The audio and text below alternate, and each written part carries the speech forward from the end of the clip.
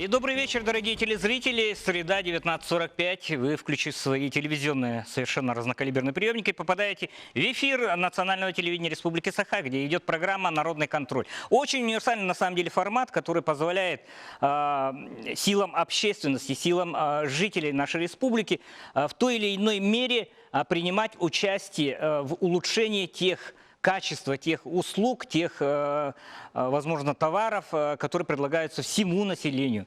В том числе и услуги, вроде бы, казалось, совершенно закрытых ведомств, таких как правоохранительные органы. Сегодняшняя наша тема – пьянство за рулем. Мы отлично все наблюдаем, какова картина в данной сфере на текущий момент. Мы все видим вот эти драматические моменты, когда буквально за считанные секунды ломаются чьи-то судьбы, чьи-то жизни. Давайте мы сегодня подойдем более-менее этично и не будем прямо называть тех или иных. У всех все эти инциденты на слуху. И наши представители, доблестные ГИБДД, которые очень хорошо, кстати, я отмечу, показали себя во время нашей, сказать, контрольной закупки, ну и язык не поворачивается. Все-таки давайте, Лев Владимирович Рабинович, представитель УГИБДД, по статистике, по пьяному вождению, давайте, что у нас есть по собранному материалу? Уважаемые телезрители, уважаемые присутствующие, ну, прежде всего по статистике я хотел бы озвучить общие цифры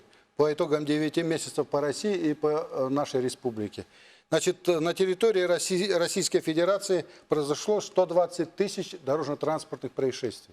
Это всего ДТП, не считая с материальным ущербом. Это где пострадали люди. Значит, с пьяными водителями в состоянии алкогольного опьянения по России 109 тысяч. Отказ от метода свидетельства вообще с признаками опьянения 13 тысяч дорожно-транспортных происшествий по России. То, что касается Республики Саха. Общие цифры на сегодняшний день у нас 803 дорожно-транспортных происшествий, при которых 82 человека, к сожалению, погибли, и 1046 получили различные степени ранения.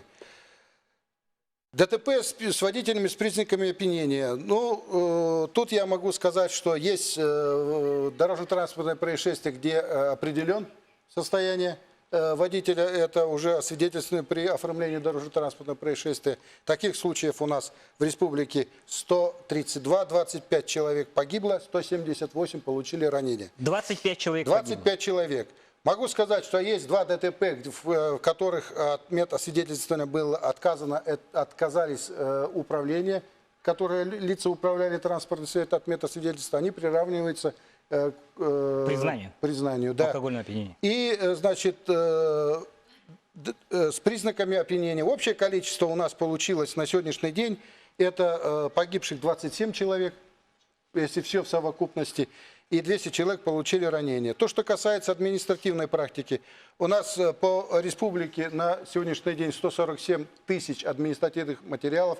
Это различной степени административных нарушений. В том числе на сегодняшний день у нас 5659, это в состоянии алкогольного опьянения водители, задержанные, оформленные сотрудниками ГИБДД. 5000? 5659 на сегодняшнее число. 5659 на сегодня, да. На 4 октября? На 4, ну у меня на 1 октября, на будем 1 так октября. говорят. Начало октября получается? Начало октября.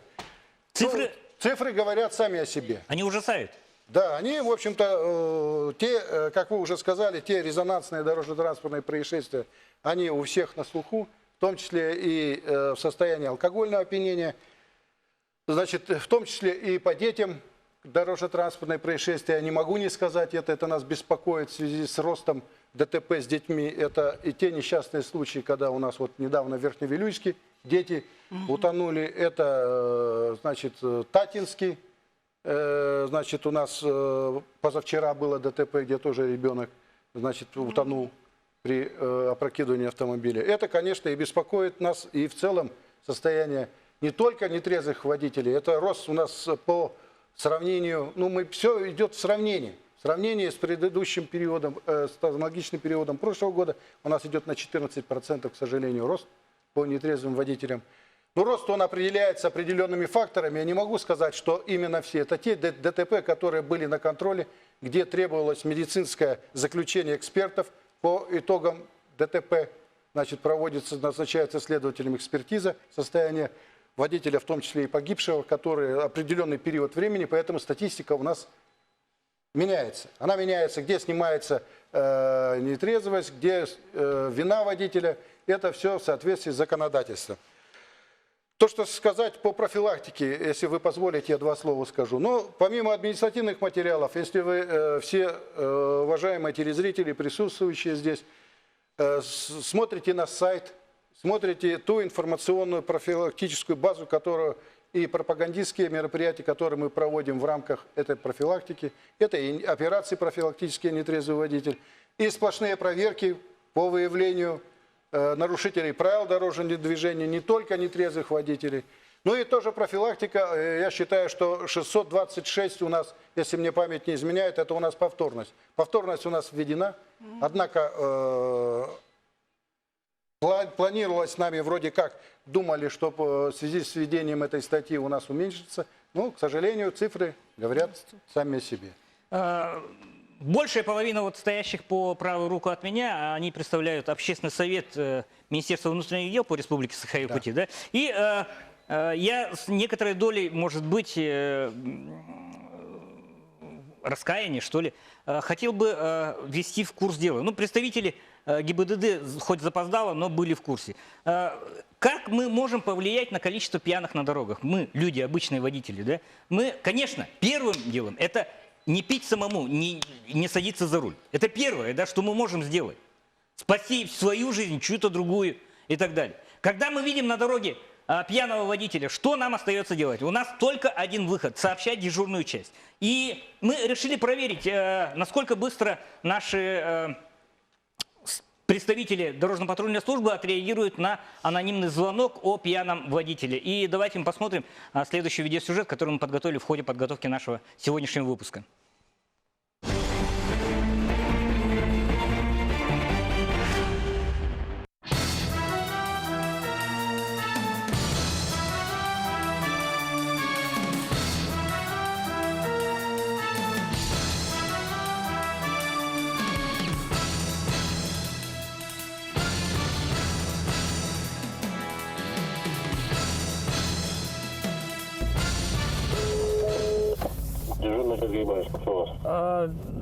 Доброго дня. Так, вот у нас мы проехали кольцо на этом Покровском тракте, да? Водитель черный марч, КС последние цифры 657 номер, да? 657, ну неадекватно, скажем так. Да, вот выехал в сторону площади Победы, проследовал. Nissan March едет, Nissan March. Черного цвета, госномер 657, Костя Семен. 657, Костя Семен. Первое посередине неизвестно, водитель неадекватно себя ведет. Кто рядом?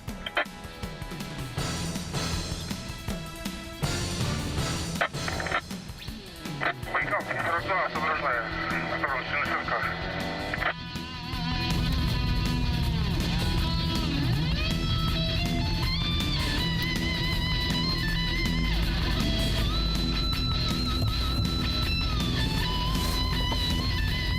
Скакивай.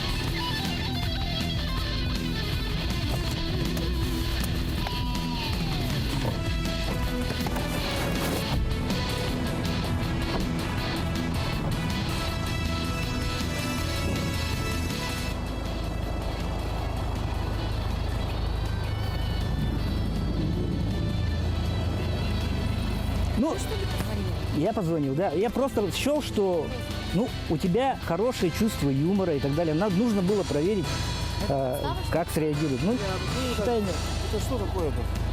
Почему дежурная часть? Почему так? Ну, нужно было так. Все, у тебя все нормально? Ремень не забудьте.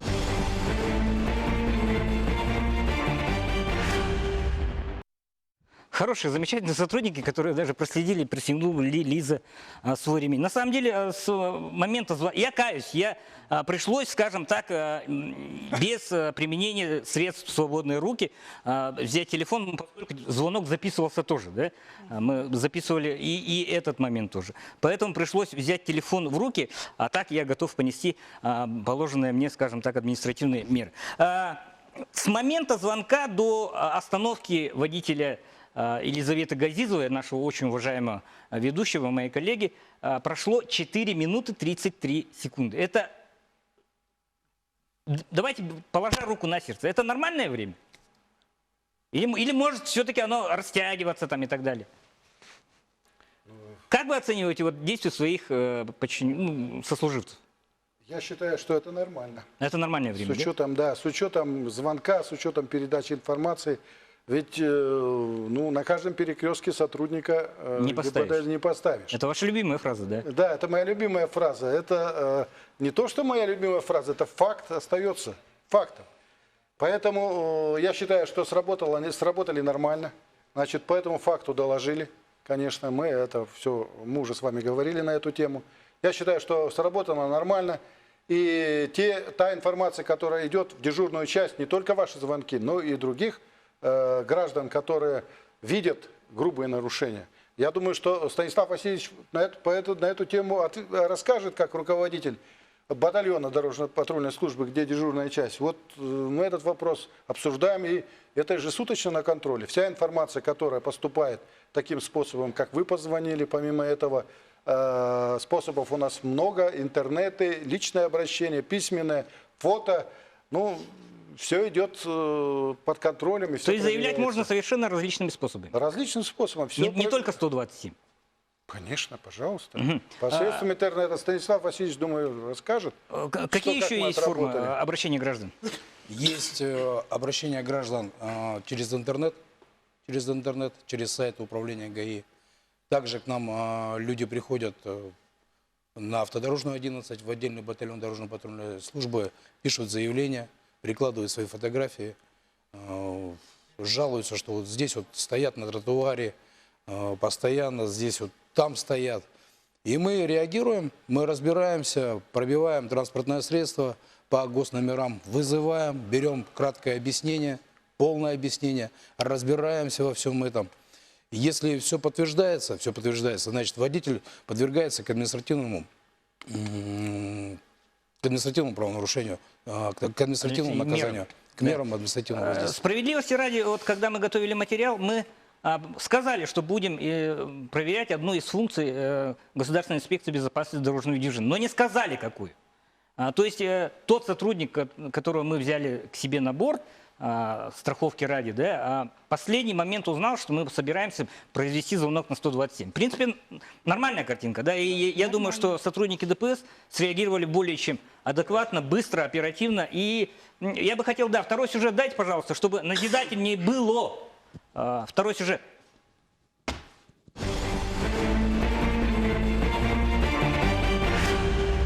Садиться за руль в нетрезвом виде – это недопустимо. Я вообще езжу очень часто со своими детьми, да. Рада, что очень быстро отреагировали сотрудники ДПС.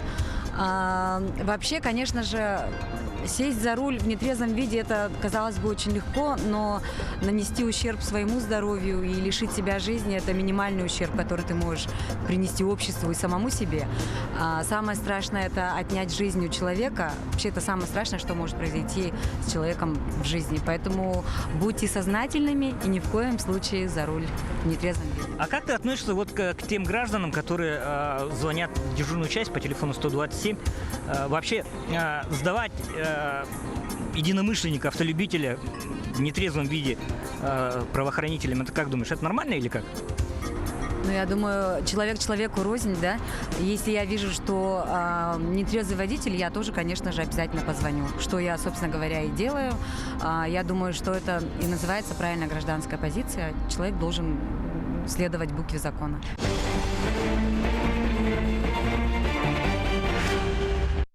Спасибо Лизе Газизовой, да, нашей замечательной блогерше, ведущей. И благодаря ее участию ролик вот по данному, который одновременно являлся анонсом нашей сегодняшней передачи, посмотрело свыше 30 тысяч человек в нашем инстаграме, в социальных сетях. 30 тысяч. Хорошая такая статистика, замечательная. Да. Спасибо Василию за то, что оперативно выложил на Гриме Якутии. Все-таки... Лиза, конечно, она сознательно пошла на этот эксперимент. Я еще раз говорю, не были осведомлены лишь сотрудники ДПС, которые, оперативную реакцию которых мы проверяли. Замечательно, на самом деле, цифры. Еще раз, 4 минуты 33 секунды. Пусть это субботнее время, пусть там дневное время и так далее, и так далее. Я думаю, что была бы некая вариация в зависимости от времени суток, времени нагруженности, час пик, не час пик и так далее. Но все равно замечательно себя показали наши представители дорожно-патрульной службы. Я вот хочу все-таки, давайте к общественности немножко слова свои обращу. Как вы думаете, вот разделяете ли вы мнение Лизы по поводу того, что, ну, разное мнение есть, типа там сдавать ближнего, это стукачество и так далее. Вот Крим Якутии это уже половина комментов, стукачок там и так далее, и так далее. Ну, я присоединяюсь к словам Лизы Газизовой о том, что действительно должна быть ответственность, гражданская позиция в плане жесткости. Потому что я приведу пример, когда буквально там, я не знаю, еще лет 10 назад вызывало непонимание среди ментальности, скажем так, наших соотечественников. Ну, приведу пример. За рубежом два друга, он из России, скажем так, да, в гостях у зарубежного товарища, отдыхают, немного выпили, и тот садится за руль. Он его пытается всячески отговорить, тот его не слушает, отъезжает, и через какое-то время его тормозит полиция. Огромный штраф, ну и все, скажем так, последствия. Ну и, соответственно, тот с огромным непониманием, чуть ли не с кулаками набросился на своего иностранного товарища. Но опять же, это понимание социальной ответственности, вот такой гражданской позиции, я думаю, все-таки приходит и к нам. Вот Да, я думаю, да, что если пьяный водитель, который окажется на дороге, не дай бог, совершит ДТП, не дай бог, это коснется кого-либо из его знакомых, да, вот того, который выпил, не дай бог, это коснется его близких, не дай бог, да с ним самим может что угодно случиться. Ну, пора, наверное, все-таки отходить. Вот наша ментальность, она на самом деле меняется очень быстро. Помните, в нулевых годах ввели крупный штраф за непристегнутый ремень. Милое дело, буквально полгода не прошло, все стали пристегиваться. Да, Никто не захотел там энное количество раз платить по 500 рублей за непристегнутый ремень. Вспомним тонировки, тонированные авто. То же самое, это сейчас дурной тон считается в некоторых кругах. Максим, твое мнение какое по поводу? Ну, я сам иногда, если не звоню, то пишу. Вот хотел как раз уточниться насчет неправильных парковок или нарушений. У меня есть видеозаписи, я всегда их веду. И очень грубое нарушение вот заснял. Как раз хотел уточнить, потому что на сайте, например, ГИБДД только фотографии можно отправить. И не обязательно, и не факт, что ответят, что принялись в разработку, водитель наказан. Вот я написал, например, на вопиющий факт, вот в своем доме постоянно ставил один и тот же человек прямо на газон. Раз предупредили, уехал, два предупредили. На третий раз просто не выдержал, написал в ГИБДД на сайт, положил свои фотографии. Но ответ, к сожалению, я так и не получил. Я не знаю, наказан на УАЗике или не наказан. И в том, вот, это первый вопрос. А во-вторых, конечно, я думаю, что нужно обязательно сообщать о вот таких моментах, когда вы видите нетрезвого за рулем водителя. Это действительно преступник, потому что он может совершить очень страшное ДТП, убить кого-то, и потом сами будете жалеть, что не предотвратили вот такой случай. Светлана, ваше мнение как представителя старой школы? Нет, у вас микрофон же есть, да? Есть? Да. Ну, мое мнение следующее. Я очень поддерживаю данный ролик. Вот, и то, что садится пьяный за руль человек, это уже заведомо преступник изначально. Он сам решил сесть, его никто не заставлял. Это во-первых. Во-вторых, в нашем городе, вот по словам представителя ГИБДД, увеличилось количество водителей за рулем в нетрезвом виде. Это ведь следствие. А причины, которые мы не рассматриваем и не ищем их, каковы причины вот этого так сказать, Явление социальное, да, социального явления. Это действительно уже перерастает в какие-то сверхъестественные такие масштабы, да, сверхъестественные масштабы. Почему? Потому что у нас доступен алкоголь в городе, ночные заведения, которые... Давайте, Светлана, сразу после рекламной паузы мы вернемся к нашему очень интересному разговору. Сразу после рекламы, прямо сейчас.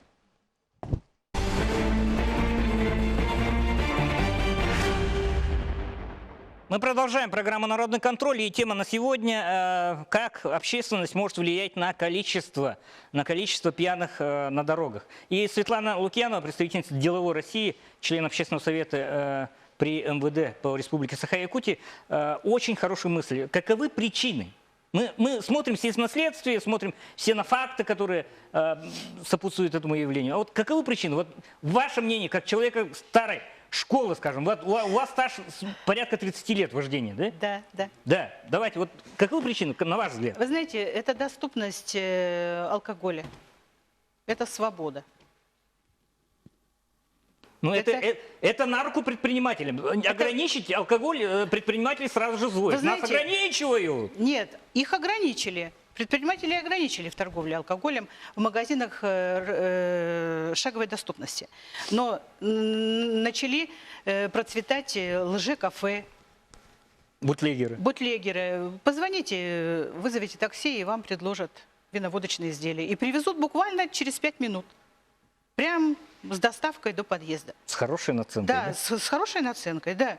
Вот это, я считаю, тоже причина. Основная причина – это доступность алкоголя в любое время суток.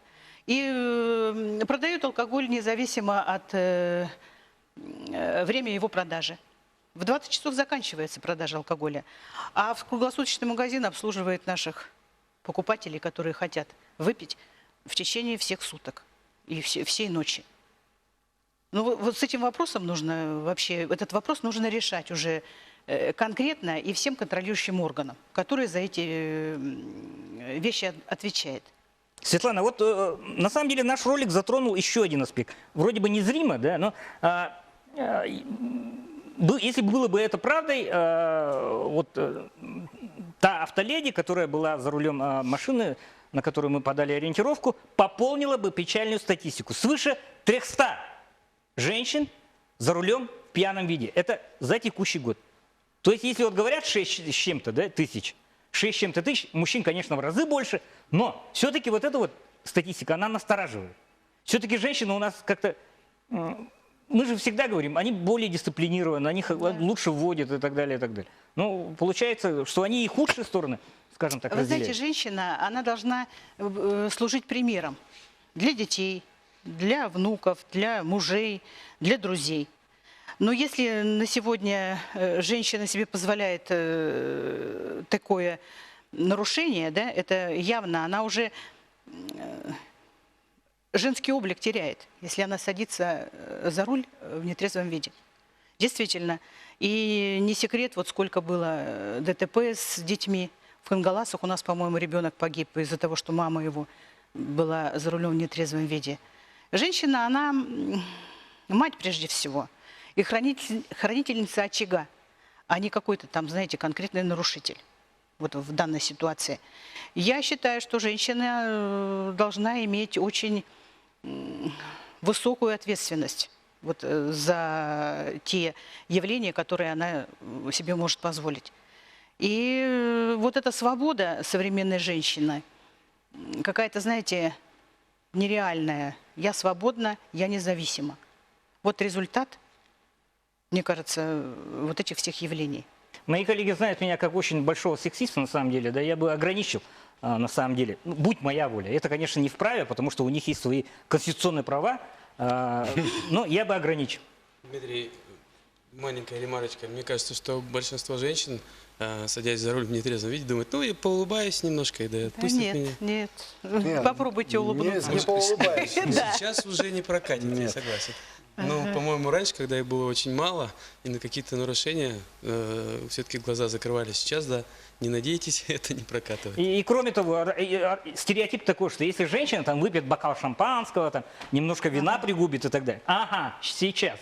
водочку наравне с мужчинами, Да, согласна. догонит еще пивасиком там, и так далее, и так далее. Вот она, обратная сторона эмансипации. Вот она, вот поколение, которое воспитывается на неких ложных каких-то стандартах. Да?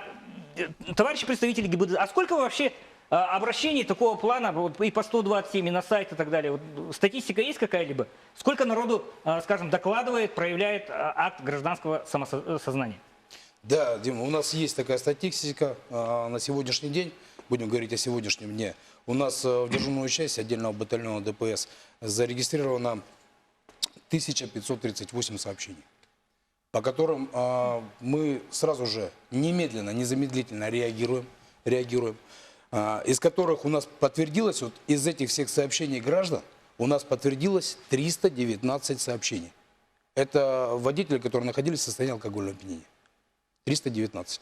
Остальные цифры у нас, получается, не подтвердились. То есть, получается, автопатруль останавливает транспортное средство, у него все хорошо, у него все в порядке, где-то, может быть, на телефон посмотрел или еще что-то, где-то водителю, может, другому показалось, что он в состоянии алкогольного опьянения. Мой пример, да, кстати, все, наверное, свидетели. Вот, бывает обычно, машина едет медленно, там, тормозит через каждый. Ватсапист, в первую очередь думаем мы, да? СМСник, который телефон как раз во время движения держит тогда. Я еще раз говорю, вот тот момент, когда я взял телефон в руки во время съемок, это осознанное нарушение. Я думаю, представители ГИБДД меня простят, поскольку просмотров роликов очень много, и я думаю, что принесет оно реальную пользу. Да?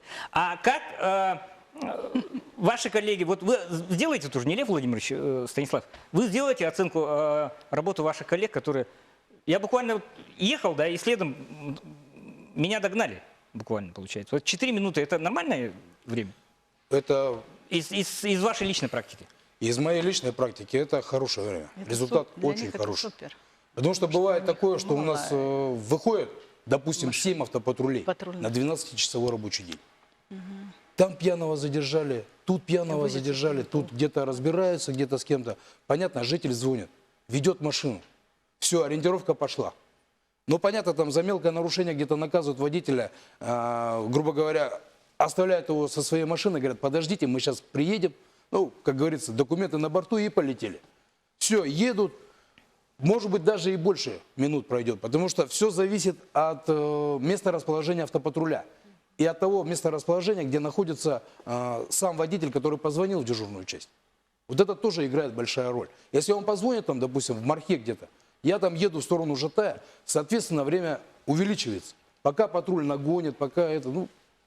А так, время, конечно, очень замечательное. И я хотел еще один аспект. Друзья, не повторяйте, пожалуйста, не делайте таких шуток со своими близкими и так далее. Все-таки все координаты, все данные обращающегося фиксируются, и могут наступить меры, скажем так, воздействия за... умышленное, ложное предоставление сведений касаемо третьего лица, допустим. Да? Есть такая мера ответственности, она очень-очень нешуточная.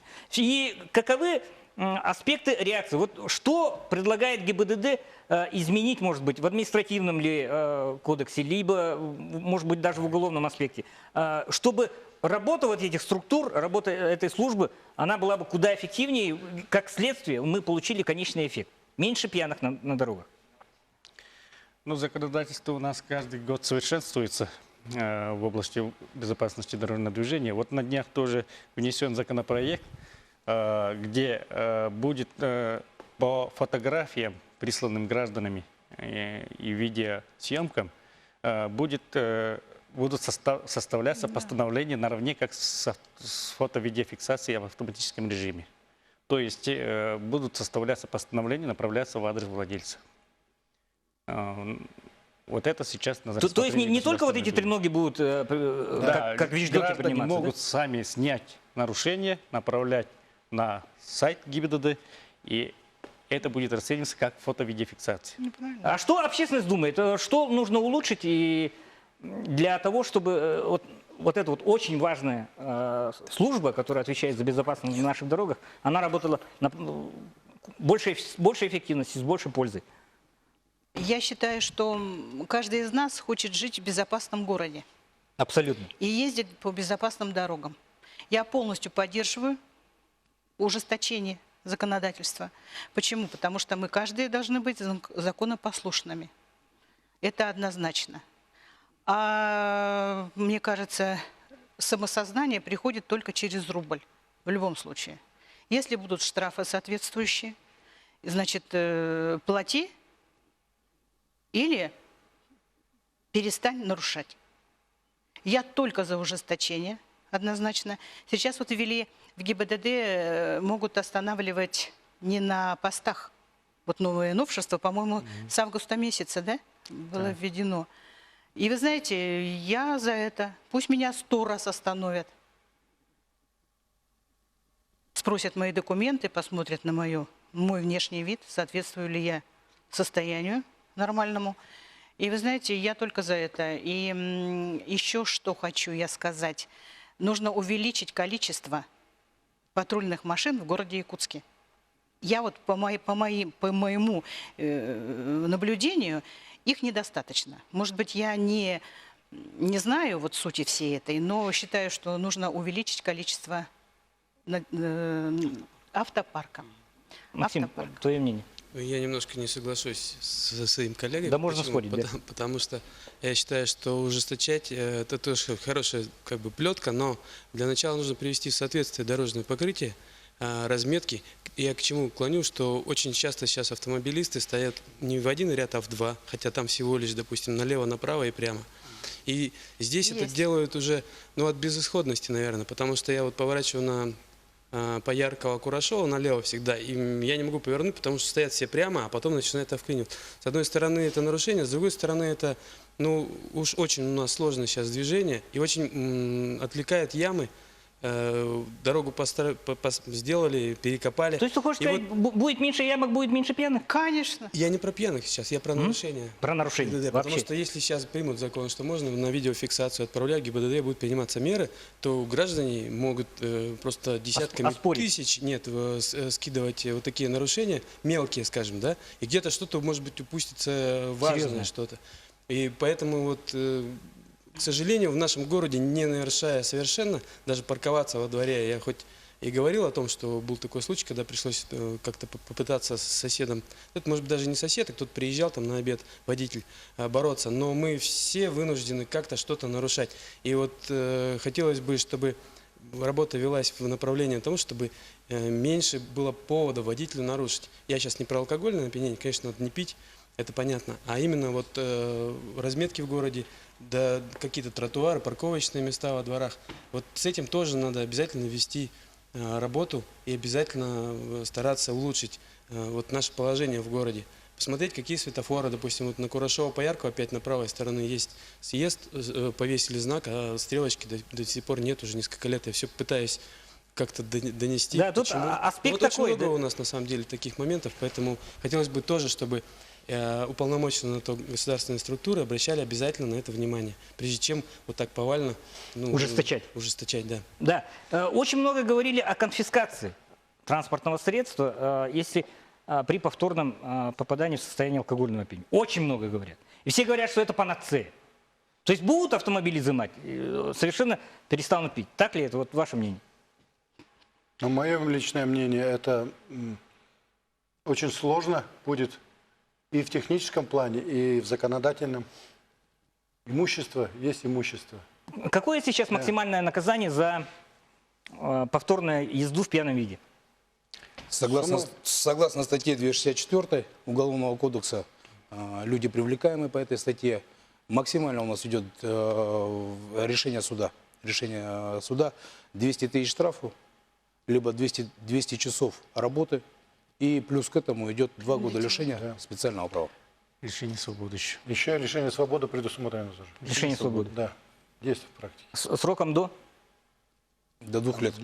До 2 лет. До 2 лет. Ну, перспектива, скажем так, не это, но все-таки у нас в стране, которая плачет по тем временам, как Сталина говорят, на вас нет и так далее, да, все говорят, давайте еще жестче, давайте да, еще. жестче надо, жестче. Ну, как ни странно, у нас женщины конечно. разделяют это мнение. Ну, оно понятно, вы хотите быть вдвойне уверенным за себя, за близких, конечно, за детей. Конечно, я хочу ездить по безопасным дорогам. По АО я тоже соглашусь, конечно, что это очень вопиющее нарушение, и нужно с ним бороться жестко. Именно алкогольное опьянение, тем более повторное. Вот, я согласен. По другим аспектам нарушений, ну, тут уже надо думать и коллегиально как-то решать. Ну, Присоединяясь к коллегам, разумеется, я вот запомнил наружную рекламу социальную, и там было написано «пьяный за рулем, убийца за рулем», то есть через тире. И там вот отражение было, как в зеркале заднего вида, как будто он в маске, ну, как преступник. Что хочется сказать по мерам, ну, о путях решения, какие предпринимаются меры, как член общественного совета. Ну, хочется отметить, что есть общественный совет при столичной полиции и республиканский. По обоим, конечно, работа ведется достаточно активно, я подтверждаю. Различные рейды, также профилактические мероприятия, даже с привлечением детей, потому что когда останавливают водителей, раздается, ну, допустим, брошюры, вот акция «Нетрезвый водитель». И, конечно же, в любом случае, как-то сам Дмитрий говорил, здесь прежде всего должно быть внутри себя человека. Потому что если он не осознает, себя не начнет, завалите весь город этой рекламой, да, проведите кучу этих акций. Они не будут иметь смысла. Потому что все равно, когда человек начинает себя, пытается влиять на свое окружение, ну, агитировать, пропагандировать, но так или иначе это не означает, что не нужно вести работу в рамках общественного совета. Мы продолжаем работу. А что мы можем сделать? Привел прекрасный пример о том, что сколько было тысяч просмотров? 30, порядка 30 Вот. тысяч. Да. Мы, допустим, как коллеги-журналисты же тоже, как блогеры, можем в этом активно принимать участие. Да. Возможно, стоит после телепроекта бросить клич, продумать единый хэштег и наших товарищей привлечь по цеху. И как-то тоже вот социальные сети, вот эти новые медиа, как-то тоже привлекать. Помнится, еще был проект у вас хороший, телевизионный, УГАИ, ГИБДД. Вот было бы неплохо его возобновить. Возобновить, да. Да, это был очень телепроект «Якутск криминальный». Там тоже, ну, понятно, спорный момент, но люди попадали в кадр. Те, которые правонарушения совершали. На самом деле, да, я соглашусь. В завершении нашего разговора я хотел бы сказать вот что, как автор, как ведущий, как, может быть, некая третейская сторона. Наверное, надо начинать с самого себя. Роман прав, я прав, Лев Владимирович прав, все абсолютно правы. Каждый начинает с самого себя. Не садиться самому. Только ты принимаешь решение. Да. Выпил, не садись за руль. Лучше вообще не пить. Ну, я не знаю, на это меры слишком, наверное, уж критичные, да? Вернее, категоричные. Но чуть ли не, если статистика показывает тысячи потенциальных убийц на дорогах, то лучше давайте не рисковать пополнить вот эту вот печальную статистику, не доводить до того, что тебя на 200 тысяч оштрафуют, на 2 года в тюрьму посадят и так далее. Не доводить до этого. Остановиться. Остановиться, не допускать такого, не ставить крест на себе, на своих детях, на своей судьбе.